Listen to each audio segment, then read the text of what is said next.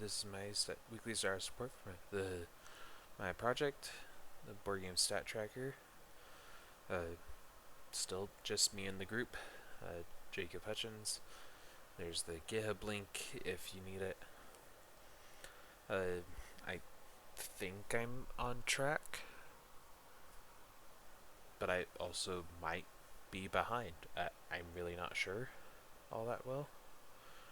As I plan to talk with you more on Tuesday during your office hours about like what I what I should be aiming for as my requirements for the project for this semester, because I was kind of like looking at the hours estimates and stuff like that, and oh, I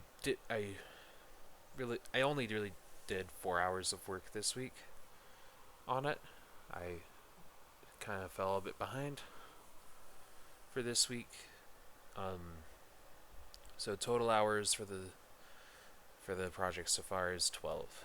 Um, Estimated left on the low end is 125, but projects never end up actually being completed at the low end. So the high end estimate that I'm thinking right now is somewhere close to about 155 hours.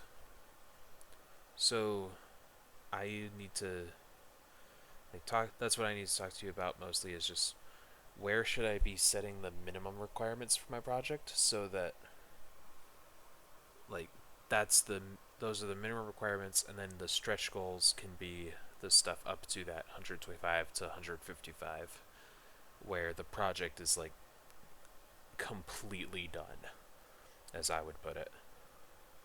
Um, my accomplishments for this week are that I was able to prep I was able to do all the prep for and complete my project proposal, and then I also got all of my coding environments set up and ready, so that I can just jump straight into the actual working on the project in this coming week.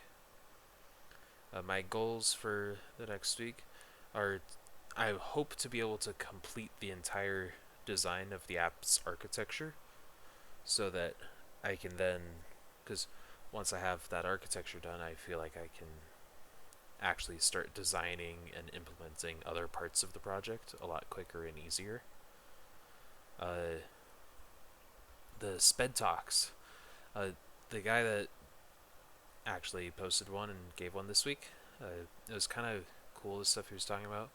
I had never actually heard the terminology boilerplate code before, so once I knew what that was, it was cool to. I It was a pretty cool thing about his thing of AI being great for taking care of that. Uh, the It's not really a challenge or a blocker. It's just the next step. I've never created an app architecture before, so it's going to be interesting and I think fun to learn about some of the basics of that, and then get it going and done. Uh, Questions for you. Uh, I still don't know where to look for learning material for AI implementation. You responded to my thing from last week about how most people will use Firebase to be able, because it already has an API built into it. But part of what I'm wanting to learn for this semester is the how to build an API from scratch and implement it and have good practice while doing it. So, uh, if you have information on that, I'd love to hear more about it. Um, for the demo side of things, I have the picture of my database designs in there still, and then I also put in my plan for hour distribution throughout the semester, because that's honestly one of the most helpful things I've done for this project so far, was actually putting it into words, like the order that I'm going to be doing things in, because it was kind of starting to get a little daunting not having it all written out. So that's really useful.